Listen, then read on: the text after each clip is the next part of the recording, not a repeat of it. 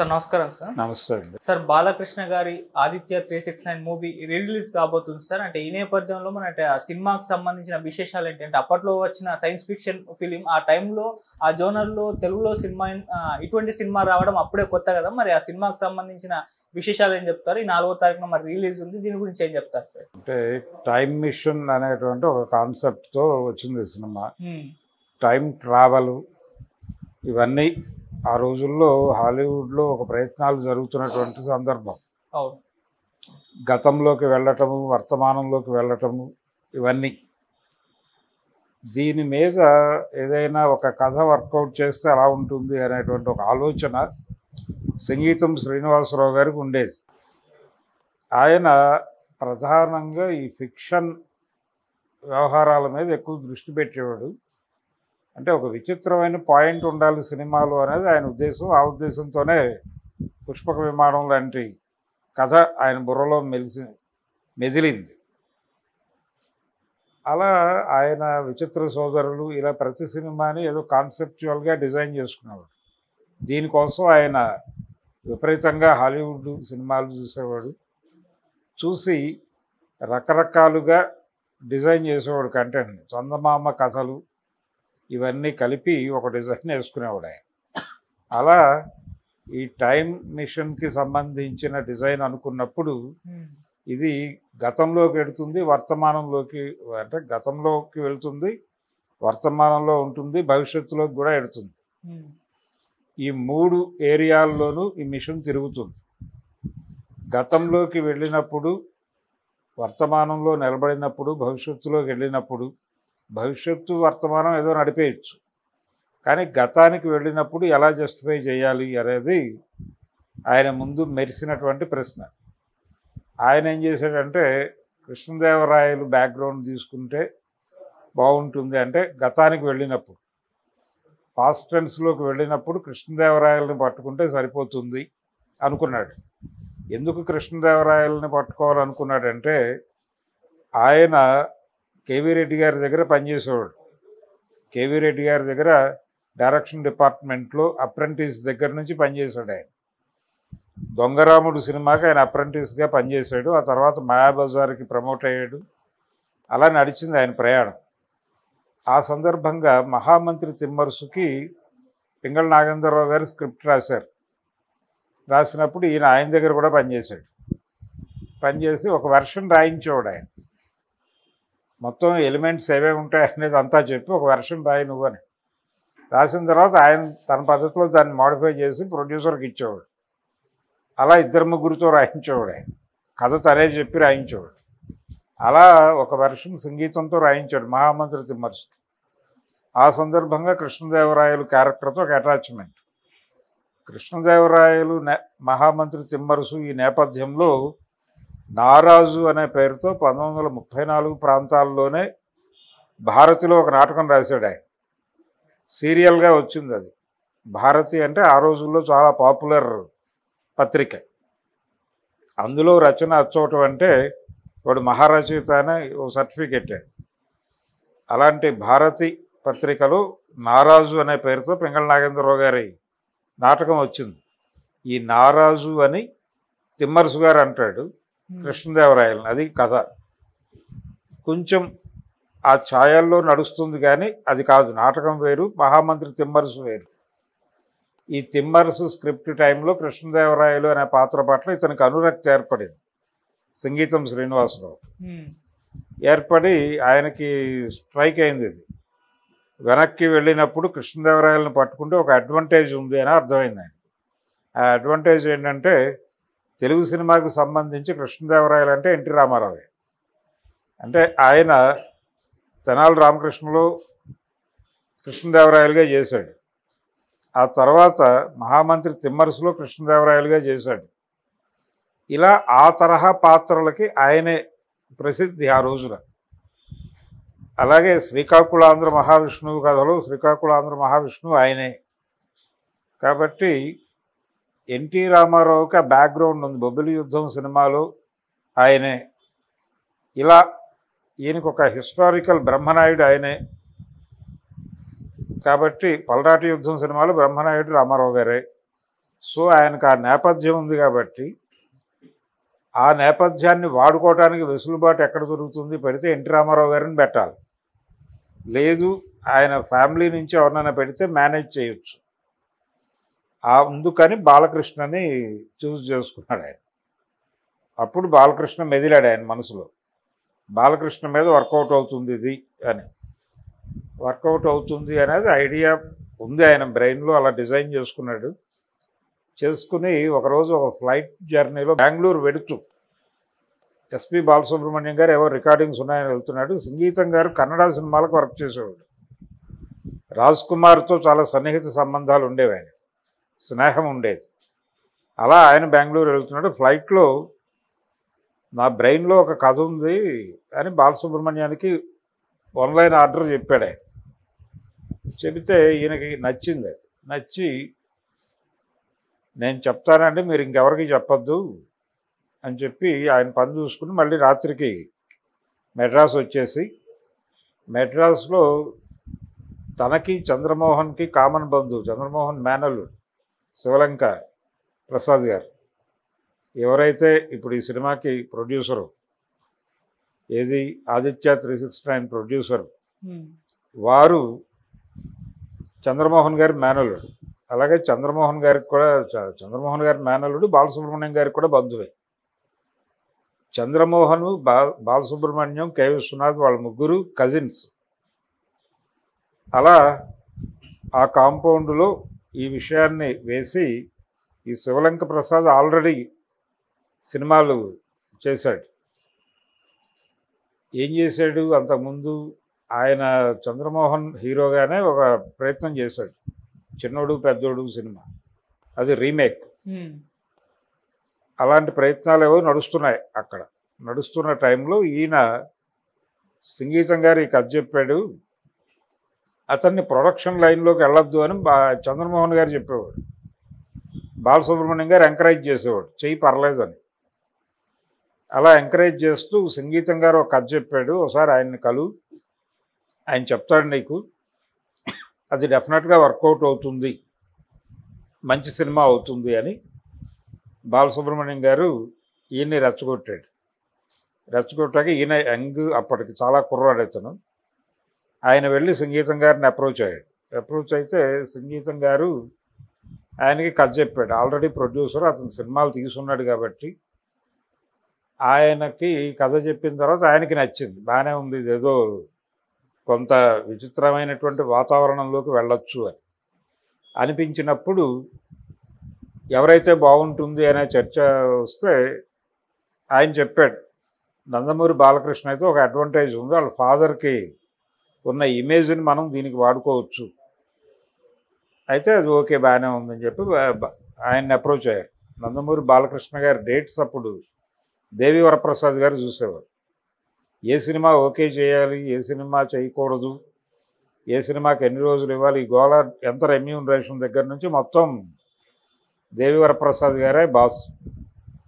వారిని కలిసి కథ చెప్తే వారు ఇది బాగానే ఉంది, బాగానే ఉంది, జాగ్రత్తగా చేస్తే వర్కౌట్ అవుతుంది అనే ఉద్దేశంతో ఆయన బాలకృష్ణని కూర్చోబెట్టారు. నెమ్మదిగా ఈ విషయం ఆయన దగ్గరికి వెళ్ళింది, రామారావు గారి దగ్గరికి వెళ్ళింది. ఎవరు ఏమిటి అంటే సంగీతం డైరెక్టర్, సంగీతం గారు తెలుసు ఆయనకి, కేవీ రెడ్డి గారి శిష్యుడే కదా ఆయన కూడా.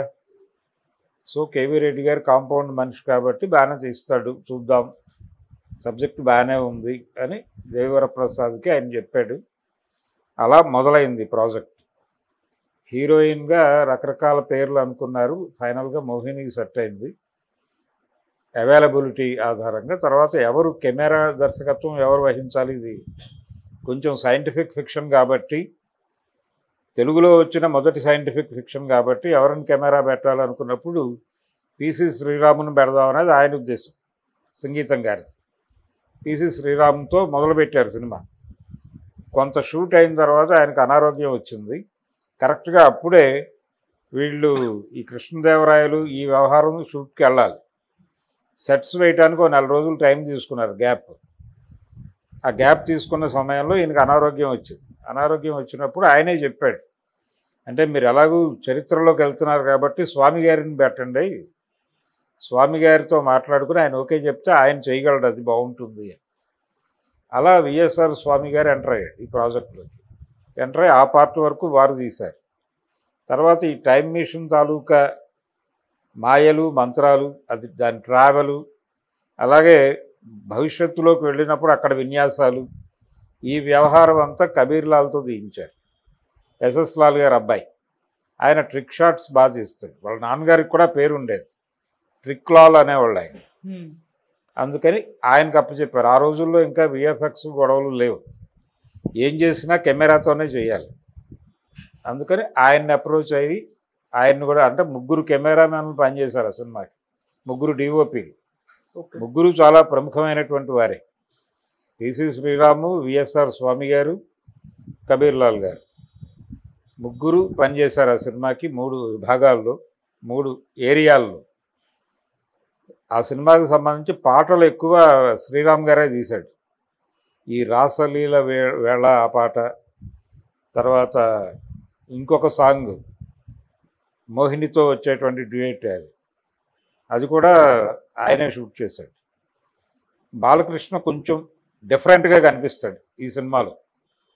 కారణం ఏంటంటే పిసి శ్రీరామ్ గారి కెమెరా పనితనం. ఆయన ఎక్కువ బ్యాక్ లైట్ వాడతాడు. వాడటంతో ఆ తెర మీద కనిపించేటువంటి నటుడు బంగారు వర్ణంలో తేల్తాడు. అందుకని మిగిలిన సినిమాల్లో బాలకృష్ణకి, ఆదిత్య 369లో బాలకృష్ణకి తేడా ఉంటుంది. ఇప్పుడు చూసినా అర్థమవుతుంది. ఆయన లైటింగ్ స్కీమ్లోనే ఆ ప్రత్యేకత ఉంటుంది. అదే కాదు, మణిరత్నం గారి సినిమాల్లో ప్రభు, ఘర్షణ సినిమాలో ప్రభువుని చూసినా తేడాగానే ఉంటాడు. ఆయన చేసిన గత సినిమాలకి ఆ సినిమాకి తేడా ఉంటుంది. ఓకే. అలా పిసి శ్రీరామ్ గారు ఒక స్కీమ్, ఆ స్కీమ్లో బాలకృష్ణ కనిపిస్తాడు. ఇళయరాజా గారిని సంగీత దర్శకుడిగా పెట్టుకున్నారు. అది కూడా సంగీతం గారి ఆప్షన్.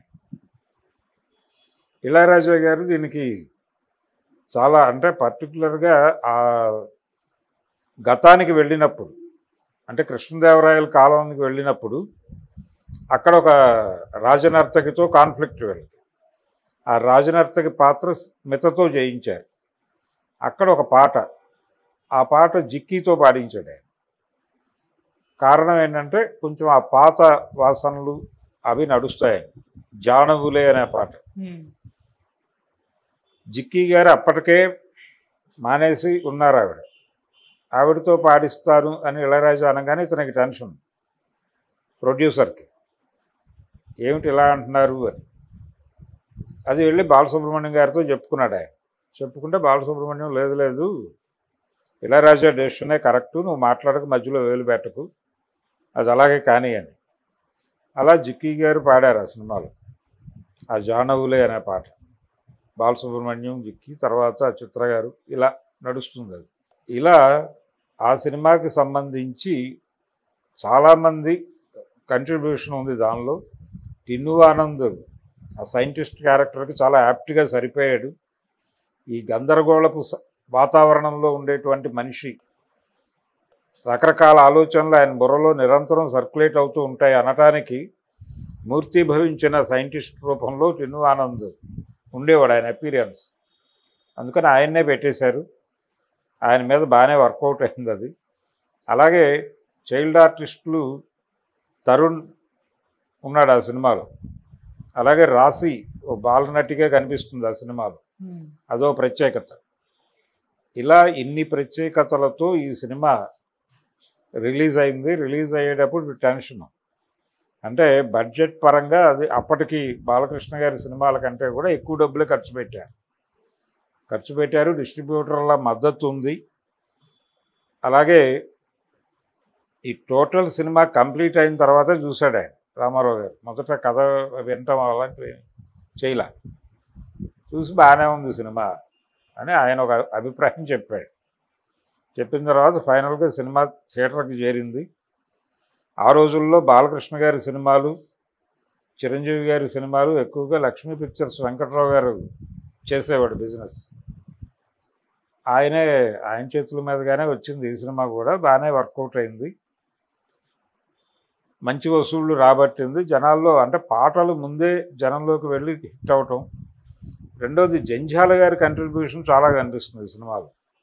అంటే వాళ్ళు గతానికి వెళ్ళినప్పుడు అక్కడ డైలాగులు నడిచేటువంటి పద్ధతి, దానికి కొంత తెనాలి రామకృష్ణని ప్రాతిపదికగా తీసుకుని అక్కడి నుంచి వాడారు. ఈ తెనాలి రామకృష్ణ క్యారెక్టర్ చంద్రమోహన్తో చేయించారు. చంద్రమోహన్ దాదాపుగా అక్కినే నాగేశ్వరరావు గారిని దింపాడు. అక్కడ దింపి తనదైన బాణీని కూడా జోడించి ఆయన అక్కడ నాగేశ్వరరావుని ఇమిటేట్ చేస్తున్నట్టుగా కనబడ్డు, కానీ ఆయన దృష్టిలో నాగేశ్వరరావు ఉన్నాడు. ఓకే. బాలకృష్ణ గారు దాదాపుగా రామారావు గారి అభినయాన్ని యాజ్ ఇట్ ఈజ్గా కొనసాగించాడు ఆ క్యారెక్టర్లో. గెటప్ దగ్గర నుంచి, ఆ నిలబడే శైలి దగ్గర నుంచి, ఆ కూర్చునే విధానము, నవ్వే విధానం దగ్గర నుంచి మొత్తం తెనాలి రామకృష్ణ రెఫరెన్సెస్. ఆ రెఫరెన్స్లోనే నడుస్తుంది సినిమా. ఆ పార్ట్కి జంధ్యాల గారు రాసిన డైలాగ్స్ కూడా చాలా బాగుంటాయి. అలాగే వర్తమానంలో ఆయన రాసిన డైలాగ్స్, పోలీసు సుత్తివేలు గారు పోలీస్ కానిస్టేబుల్ క్యారెక్టర్ చేశాడు. ఆయనకి జరిగే గందరగోళాలు, ఆ ఏరియాలో ఆయన మంచి కామెడీ నడిపాడు. ఆ తర్వాత ఇవే పాత్రలు యాజ్ ఇట్ ఈజ్గా భవిష్యత్తులోకి వెళ్తాయి. భవిష్యత్తు అనేది వచ్చినప్పుడు జంధ్యాల గారు చెలరేగిపోయాడు. చెలరేగిపోవటం అంటే ఆయన బేసికల్గా నాటక రచయిత. ఆయనకి విపరీతమైన ఊహ ఉండేది. అంటే రంగస్థలం మీద ఆయన రాసిన నాటకాలు చూస్తే అర్థమైపోతుంది. గుండెలు మార్చబడునను ఒక నాటకం రాశాడు ఆయన. అంటే హార్ట్ ట్రాన్స్ప్లాంటేషన్ దాని మీద. అది అప్పుడు జస్ట్ అక్కడెక్కడో జరుగుతోంది, ఇలాంటి ఆలోచన ఒకటి నడుస్తోంది అని విని రాసినటువంటి నాటకం అది. 70లో రాశాడు ఆయన. ఎర్లీ 70sలో రాసిన నాటకం. ఓకే. అందులో ఈ గుండెలు మార్చేస్తే ఆ ఒరిజినల్ గుండె ఉన్నవాడే గోలంతా వీడికి ఎంటర్ అయిపోతుంది వీడి జీవితంలోకి. వీడు అవన్నీ మాట్లాడేస్తూ ఉంటాడు. అలా ఒక కామెడీ జనరేట్ చేసి స్టేజ్ మీద ఒక అద్భుతమైన కామెడీ పండించి గుండెలు మార్చబడు అనే నాటకం పెద్ద హిట్.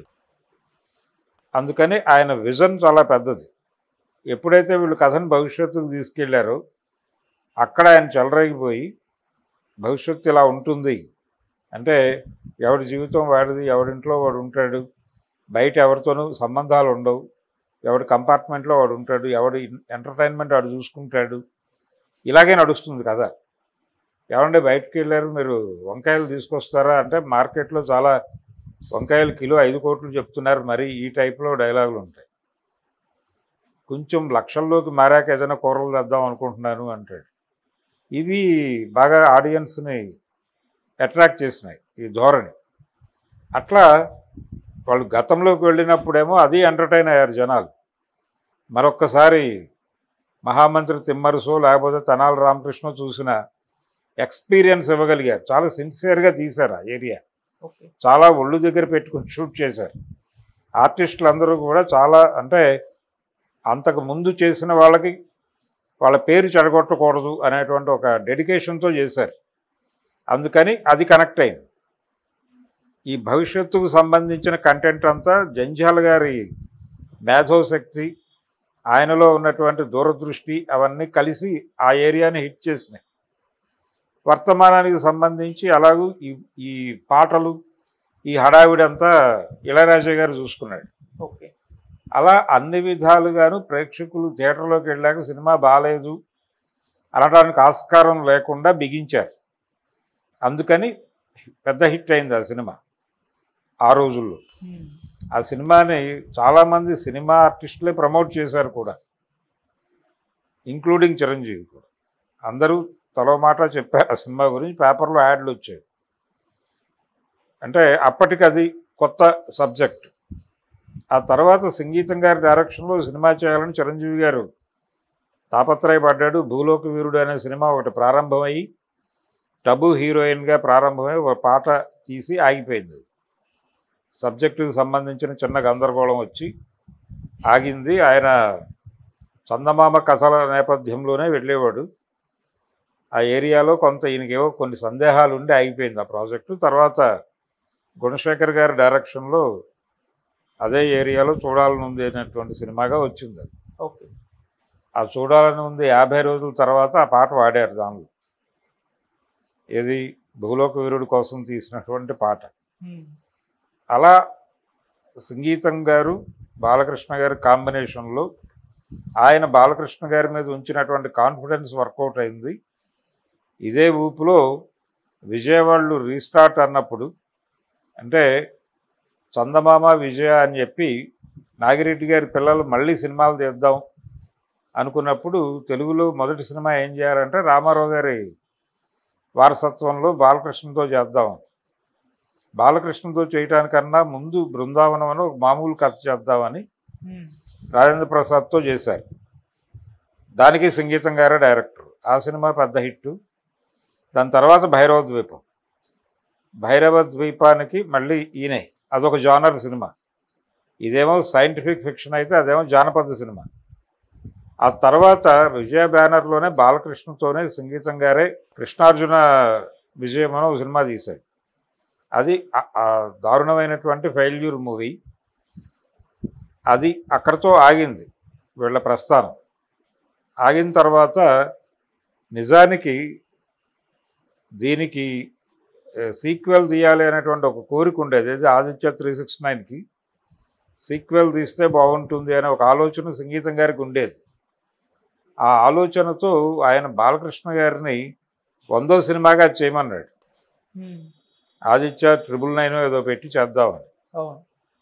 చేద్దాము అంటే ఆయన ఓకే చెప్పాడు, కానీ మొత్తానికి ఏదో సబ్జెక్టుకి సంబంధించిన గొడవ ఒకటి జరిగింది. ఈలోపు గౌతమిపుత్ర శాతకర్ణి ఆయన ముందుకు వచ్చింది కృషి గారి నేతృత్వంలో. దానికి ఓకే చెప్పాడు. అలా వెళ్ళిపోయింది. ఇది జరిగిన తర్వాత ఆ సినిమా గురించి ప్రస్తావించేవాడు ఆయన బాలకృష్ణ గారి దగ్గర. ప్రస్తావించినప్పుడల్లా ఆయన ఓకే చెప్పేవాడు, ఈయన ఏదో కథ చెప్పేవాడు. అది మొత్తానికి మెటీరియలైజ్ అయితే కాలా. మోక్షజ్ఞని ఇంట్రడ్యూస్ చేస్తూ బాలకృష్ణని కూడా పెట్టి ఆ సినిమా చేయాలనేటువంటి ఒక కోరిక కూడా ఉండేది శివలంక వారికి. ఆ కోరిక కూడా బాలకృష్ణ గారితో చెప్పుకున్నాడు ఆయన. చెప్పుకున్నాడు అంటే వెంకటరత్నం గారికి ఆ కోరిక ఉండేది పాత రోజుల్లో. అంటే రామారావు గారిని బాలకృష్ణని పెట్టి ఏదో సినిమా చేయాలని ఒక ఆలోచన చేసేవాడు ఆయన. యమగోళ సినిమా బాలకృష్ణ ఎన్టీఆర్లతో చేయాలనేది ఆయన ఒరిజినల్ ప్లాన్. కానీ రామారావు గారే జడగొట్టాడు దాన్ని. ఆ సత్యం క్యారెక్టర్ బాలకృష్ణ చేయలేడు, అది నేను చేస్తాను, యముడు సత్యనారాయణతో వేయిద్దామని ఆయన టోటల్గా స్కీమ్ మార్చేశాడు. అలాంటి కోరికే ఈయనకి ఉంది, బాలకృష్ణని మోక్షజ్ఞని పెట్టి ఈ సినిమా ఏదో చేయాలి అని. ఆ ప్రయత్నం ఇప్పటికీ చేస్తున్నాడు ఆయన, స్టిల్ రన్నింగ్. కాబట్టి ఆయనకేమో 90 ఏళ్ళు దాటిపోయి ఉన్నాడు సంగీతం గారు. ఆయన గైడ్ చేయగలడు కానీ వచ్చి డైరెక్ట్ చేయగలడా అనేది అనుమానం. ఈ మధ్య కల్కి స్క్రిప్ట్లో కూడా కూర్చున్నాడు ఆయన.